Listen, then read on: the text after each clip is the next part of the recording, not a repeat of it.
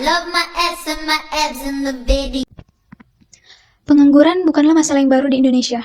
Tingkat pertumbuhan angkatan kerja yang cepat dan pertumbuhan lapangan kerja yang lambat menyebabkan masalah pengangguran di Indonesia itu semakin serius. Di samping dari yang namanya pengangguran, ada juga yang namanya setengah pengangguran, di mana kedua hal ini merupakan suatu hal krusial yang menjadi pokok perhatian pemerintah. Mengingat jumlah pengangguran yang tinggi akan saling berkaitan dengan menurunnya tingkat kesejahteraan masyarakat dan kemiskinan, serta akan berdampak terhadap timbulnya berbagai masalah kerawanan sosial di suatu wilayah. Nah, setengah pengangguran ini juga terjadi akibat dari situasi pada pekerjaan yang dilakukan seseorang dengan memperhatikan keterampilan dan pengalaman kerja orang yang bersangkutan. Orang ini tuh sebenarnya bekerja, namun karena keterbatasan jumlah dan kualitas pekerjaan yang tersedia di pasar kerja, memaksa sejumlah angkatan kerja ini tuh berebutan menerima pekerjaan yang sebenarnya tuh mismatch dengan keahlian yang dimilikinya. Maka dari itu, di samping pengangguran, maka setengah pengangguran juga menjadi target program pemerintah dalam mengurangi jumlahnya secara bertahap guna untuk mencapai kesejahteraan masyarakat. Selanjutnya saya akan membahas tentang definisi pengangguran. Menurut Badan Pusat Statistik atau biasa kita sebut dengan BPS, dalam indikator ketenagakerjaan, pengangguran adalah penduduk yang tidak bekerja namun sedang mencari pekerjaan, atau sedang mempersiapkan suatu usaha baru, atau penduduk yang tidak mencari pekerjaan karena sudah diterima bekerja tetapi belum mulai bekerja. Menurut Sukirno pada tahun 1994, pengangguran adalah suatu keadaan di mana seseorang yang termasuk dalam angkatan kerja ingin memperoleh pekerjaan akan tetapi belum mendapatkannya. Pengangguran merupakan masalah makroekonomi yang mempengaruhi kelangsungan hidup manusia secara langsung. Bagi kebanyakan orang, kehilangan suatu pekerjaan merupakan penurunan suatu standar kehidupan. Jadi tidak mengejutkan apabila pengangguran menjadi topik yang sering diperbincangkan dalam perdebatan politik oleh para politisi, yang seringkali mengkaji bahwa kebijakan yang mereka tawarkan akan membantu terciptanya lapangan pekerjaan. Mangkiu pada tahun 2000. Pengangguran berdasarkan penyebabnya. Yang pertama, pengangguran fiksional. Apabila dalam suatu ekonomi terdapat pengangguran sebanyak 2 atau 3% dari jumlah tenaga kerja, maka ekonomi itu sudah dipandang sebagai pencapai kesempatan kerja penuh. Kedua, pengangguran siklikal.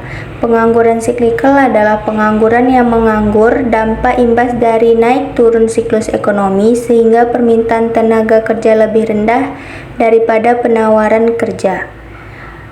Ketiga, pengangguran struktural.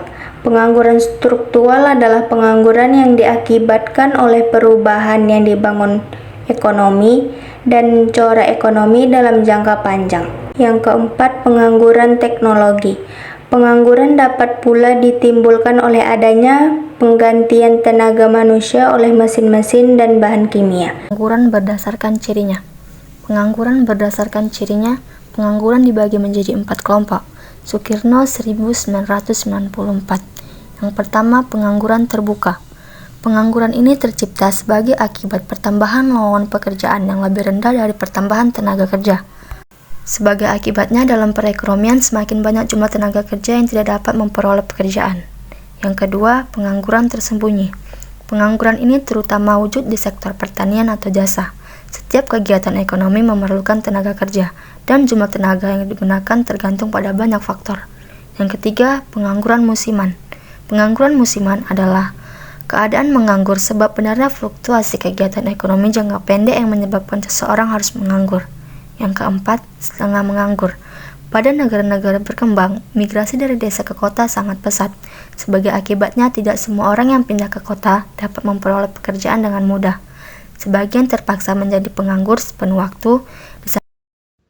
Nah, di sini ada faktor penyebab terjadinya pengangguran.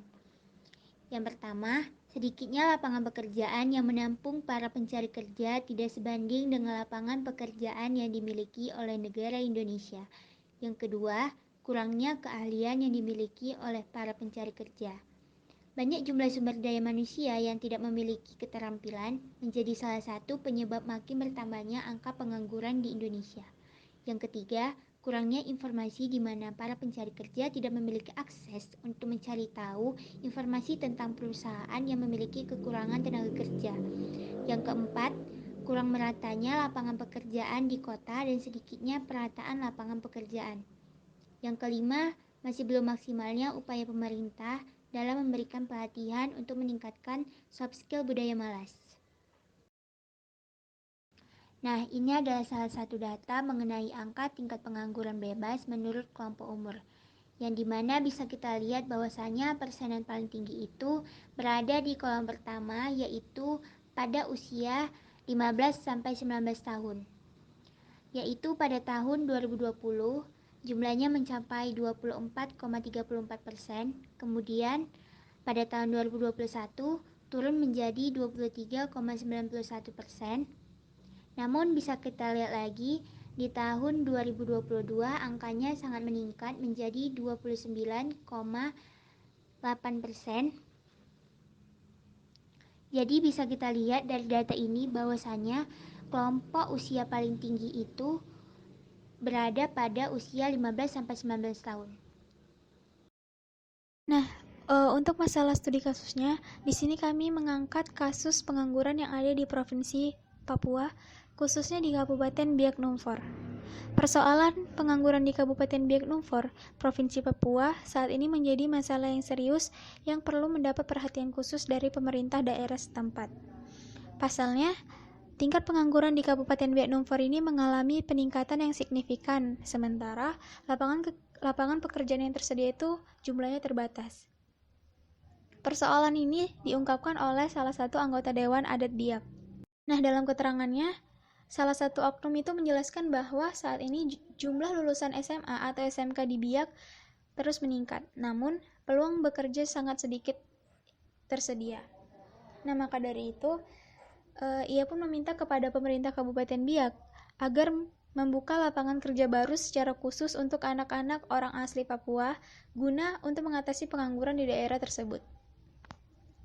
Pembukaan lapangan kerja baru untuk orang asli Papua harus diupayakan oleh pemerintah, apalagi adanya kebijakan pemekaran daerah otonomi baru di Papua. Penciptaan lapangan kerja baru untuk orang asli Papua ini menjadi sebuah harapan dari masyarakat adat di Biak.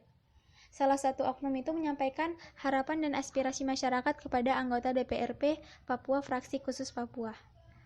Beliau sangat berharap agar harapan dan aspirasi masyarakat adat di Biak ini dapat disampaikan oleh DPRP sebagai representasi masyarakat adat kepada pemerintah daerah dan pemangku kepentingan lainnya di kabupaten hingga provinsi.